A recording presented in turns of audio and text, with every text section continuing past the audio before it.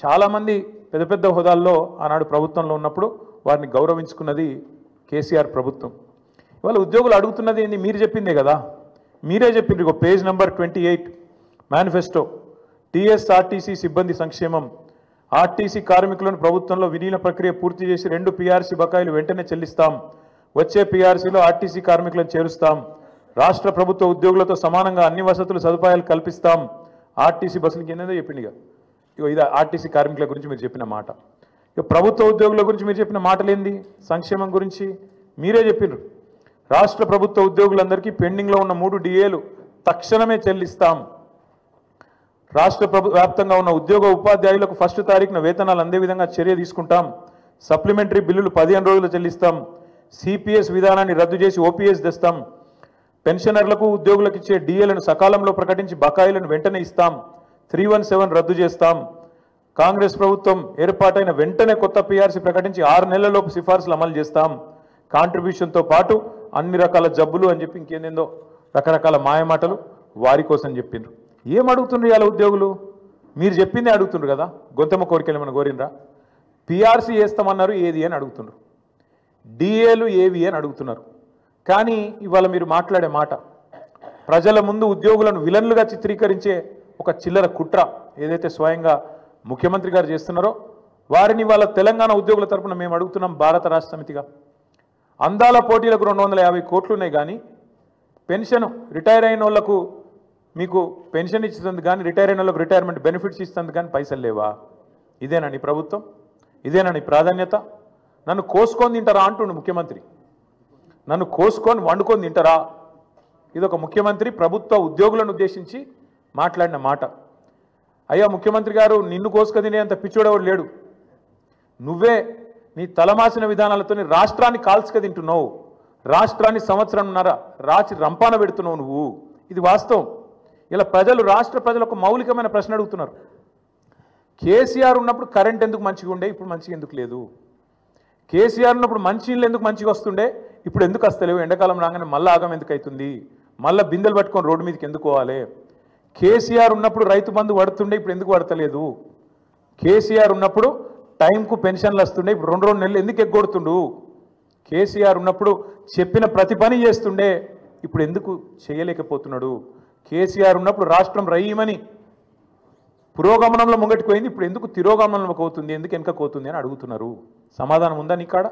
ఎందుకు అంటే నీకు చేతనైతలేదు, నీ కాంగ్రెస్ పార్టీకి చేతనైతలేదు. కేసీఆర్ ఉన్నప్పుడు బీఆర్ఎస్ పాలనలో రాష్ట్రం దేశానికి రోల్ మోడల్ అవుతుంది, ఎట్లా కాంగ్రెస్ పాలనలో దివాలా ఎందుకు తీస్తున్నది? కారణం ఒకటే, ఇది నాయకత్వ లోపం. మీ కాంగ్రెస్ పార్టీ పెట్టిన శాపం తెలంగాణకు. మార్పు పేరుతో మీరు చేసిన దుర్మార్గం ఇది. అందుకే మేమనేది, ఏ ముఖ్యమంత్రి కూడా భారతదేశ చరిత్రలో ఈ 78 ఏళ్లలో తాను పరిపాలిస్తున్న రాష్ట్రానికి నీ శాపాలు పెట్టినోడైతే ఎవడు లేడు. ఎయిడ్స్ పేషెంట్ అంటివి, క్యాన్సర్ పేషెంట్ అంటివి, ఆఖరికి నిన్న దివాలా తీసింది మనకు అప్పు ఉడతలేదు అని చెప్పి అట్లా మాట్లాడుతీవి. అందుకే నీ దివాలా కోరు మాటలు, నీ ఇంటలెక్చువల్ బ్యాంక్రప్సీ, నీ ప్రభుత్వం యొక్క దివాలా కోరు విధానాలే వాళ్ళ రాష్ట్రం పాలిట శాపాలుగా మారినాయి. సీఎం అనేటోడు ఒక తండ్రి లాంటోడు. సంపద పెంచాలే రాష్ట్రం మొత్తానికి, ముఖ్యంగా పేదలకు, బలహీన వర్గాలకు, ఎవరికైతే టానిక్ అవసరం పడుతుందో, ఎవరికైతే కొంత మరి ప్రభుత్వం వైపు నుంచి చేయూత అవసరం పడుతుందో వాళ్ళని ఆదుకోవడమే ఒక ప్రభుత్వ పెద్ద, ఒక రాష్ట్రానికి పెద్ద లాంటి వాడు చేయాల్సిన పని. కానీ నువ్వేం చేస్తున్నావు? దివాలా తీసిపోయినాం, దరిద్రంలో ఉన్నాం, కొట్టుకపోతున్నాం, పోతున్నాం. అందుకే కొన్ని వాస్తవాలు ప్రజలకు చెప్పాలి. వాస్తవాలు ఏంటి? ఏ రాష్ట్రానికైనా, ఏ ప్రభుత్వానికైనా ఆస్తులు, అప్పులు వారసత్వంగా వస్తాయి. ఇప్పుడు మేము 2014లో ప్రజల దయతో, ప్రజల ఆశీర్వాదంతో ఆనాడు కేసీఆర్ గారు ముఖ్యమంత్రి అయినారు. ముఖ్యమంత్రి అయినప్పుడు కేసీఆర్ గారికి మాత్రం వీళ్ళు కాంగ్రెస్ వాళ్ళు మాకు అప్పచెప్పినప్పుడు రూపాయి అప్పు లేకుండా, రూపాయి ఆస్తి లేకుండా ఇచ్చిండ్రా? అప్పులు ఇచ్చిండ్రు, ఆస్తులు కూడా ఇచ్చిండ్రు. అప్పులు ఇచ్చినారు, ఆస్తులు కూడా ఇచ్చినారు. ఆ రోజు 2014 లెక్క తీసుకుంటే, 2014 లెక్క తీసుకుంటే ఇది ప్రభుత్వం యొక్క లెక్క, నా లెక్క కాదు, ప్రభుత్వం యొక్క లెక్క. 2014లో మొత్తం రాష్ట్రం యొక్క ఆదాయం సంవత్సరానికి మొత్తం రెవెన్యూ రిసీట్స్ తీసుకుంటే 51,000 కోట్లు, అంటే నెలకు 4,215 కోట్లు.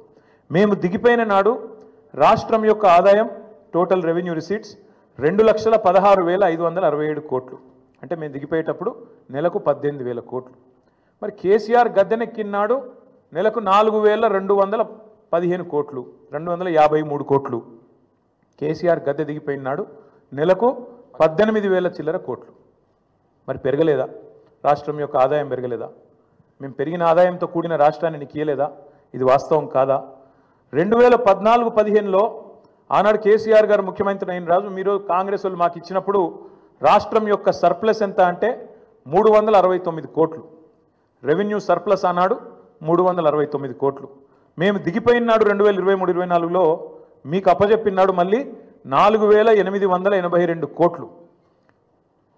మీరు ఇచ్చినాడు 369 కోట్లు ఉంటే మిగులు, మేము ఇచ్చినాడు మళ్ళీ వాపస్ మీకు 4,882 కోట్లు. దీని సోర్సు ఇది సిఏజీ లెక్క, నా లెక్క కాదు, బీఆర్ఎస్ పార్టీ లెక్క కాదు, కాకి లెక్క కాదు, కాగ్ లెక్క.